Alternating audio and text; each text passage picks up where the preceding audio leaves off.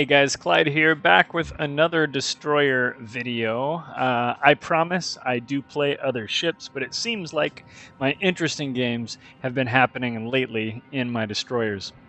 In this battle, I'm taking out the Tier 9 Chung Mu. It is a Pan-Asian destroyer. This is a boat I've had unlocked for a very, very long time, but I just haven't played it. I think this was my 4th or 5th battle ever. In fact, I don't even have all the upgrades on this ship right now. 13 or 14 point captain, something like that. So I take my Chung Mu. I decide I'm going to roll out to the Alpha cap. So Alpha's over here on the one side. At first, early in the match, I was thinking about going Bravo Charlie. If you look, if my friend in the Seattle and I had gone over to BC, that would have put a heavy concentration of green ships on that east side of the map. We would have applied a lot of force over there. I decided that I wanted to back up the 2 Tier 9 battleships that were on the west side of the map, rather than have them get snuck up on by enemy destroyers and torpedoed or something. We've also got an Ibuki over there. So I start cruising up here on A, and my friend in the Seattle follows along. There is a big island up here, and this island's kind of scary to approach if you're kind of coming at it from the angle that I'm coming at it from. And it's because who knows what's around the corner. The enemy team has 2 destroyers. It could be either of them. Take a look at that mini-map. I don't see any destroyers yet. And at this point, I've got 3-4 ships popping up on the mini-map, but I don't have all the information. I don't know which ships on the enemy team have committed to which side. And one of the reasons that, on a heavier ship like a battleship, that I would drive in a little bit slower, maybe start off at half throttle for a bit, is that human beings make better decisions when they have more information. It sounds like an obvious statement, but if as a battleship, say you're, a fast battleship, and you just blap out as fast as you can into the enemy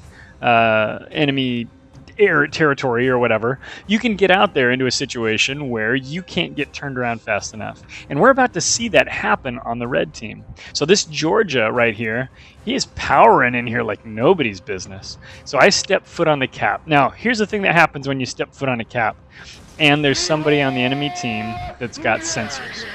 We've started capping A, and it won't take long here, especially because this Georgia is getting up close, for the enemy to drop a radar on me.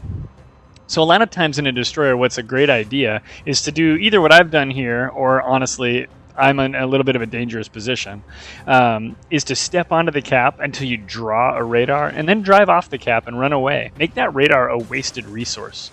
I probably got radared by the Missouri here, and this Georgia, boy, he got very excited and went way too far forward early in the match. And our guys are making him pay the price for it.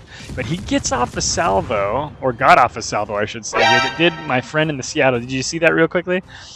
Did him wrong. He's got 91 hit points. And my camera's flipping around wildly because I'm kind of concerned about these other ships that are coming up on us at the A cap. But I bravely throw it in reverse. I'm still 37 seconds away from having torpedoes ready, but I want to be able to chuck some more out here to give these battleships a bad day. The Missouri wisely sees what happened to his friend in the Georgia, and he's thrown it in reverse. I chuck my smoke out. I run a smoke Mu, probably because I'm not good enough at destroyers to run a radar Mu, but at the end of the day, the radar destroyer with no smoke trick is kind of situational, at least for my playstyle. I have a friend who can run a radar Chung Mu or the radar Shenyang, or whatever the tier 10 is called. I think Shenyang's the 8. But anyway, he can run these radar destroyers very well. I cannot. So I run a smoke Mu, and so I puffed out my smoke there, and I back up, and I'm just trying to get a little fire damage on this Missouri. He's too close to me, and if I can smoke up, I know he's burned his radar, so it's a safe opportunity for me to use those American guns, those lofty, floaty guns, and get some damage in my little Pan-Asian destroyer here. At this moment, we don't look too weak over here. Georgia rolled up. We traded a Georgia for a Seattle, and I'm thinking, heck yeah, dude. We've got these guys on the run. I'm about to finish the cap here, although if you just saw what I saw on the left side of the screen, one of our battleships over there is about to go down. He's pretty weak. But we did get the cap, so good on us. My team's got 2 caps. Enemy team's got none. But look at the ship count. What did we pay to get those caps. I'm going to tell you right now, we paid too high of a price. We gave up our hit points in order to get cap points, and early in the game, hit points are worth more than cap points. In the middle of the game, hit points are worth more than cap points. There are times when cap points are worth more than hit points, and it's hard to tell when, but it's so important to defend your hit points when you're trying to get cap points, because caps are great, but if you don't live, the enemy team's going to whoop you. So I feel secure in having grabbed A. The enemy battleships kind of all turned around and ran away, and then I leave. Now that's not really great. We lost a cruiser over there, we lost a battleship over there, and they've really got too many red ships on the western side of the map. And so I run away, then I get radared over here, but the radar fades really quickly. And I think, oh, these lumbering BBs, I'm going to throw some torps at them.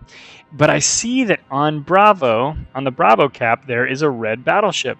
And I'm about to launch this second set of torpedoes. But I decide that I'm going to hang on to them rather than take a long shot at that, what is that, a Musashi or a Missouri over there? I think it's the Missouri. Yeah, Missouri.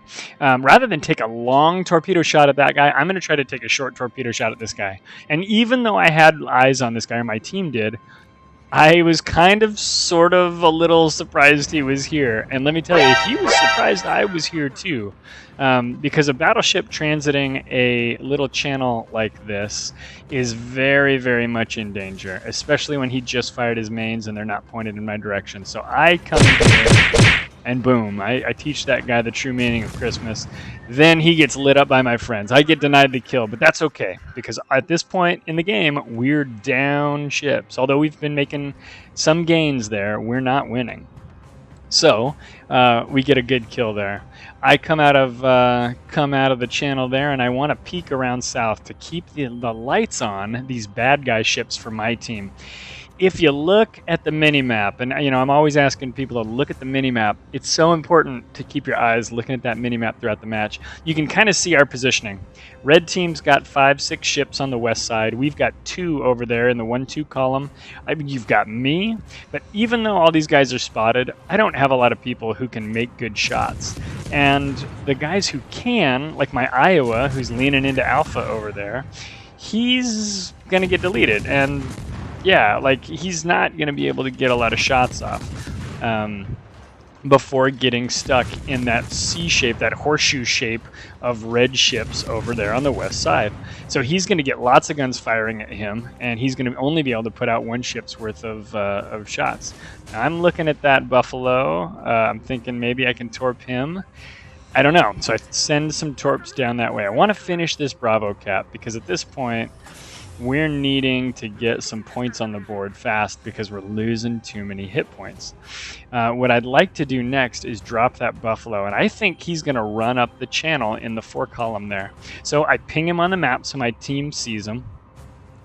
I sent a batch of torpedoes at him, and I kept 1 batch behind. You know, a lot of times you can cover a huge swath of sea with 2 torpedo launches, and I do that quite frequently. It's obviously a storied tradition for destroyer captains. We love to put out huge carpets of torpedoes, but in this case, I've got to be a little more precise with my torps. So my intent now is to come up, steam through this little channel between these 2 islands here on the south end of that column of islands, and then hopefully safely blast the torpedoes into the Buffalo. Now, the Buffalo is not as scary to a destroyer captain as a Des Moines is, because the Buffalo reloads in, you know, over 10 seconds, 10, 12 seconds, 14 seconds, something like that. And the Des Moines reloads what feels like in a fraction of a second. The rate of fire is just so dang high on that Des Moines. But the Buffalo is still scary. It's got big guns,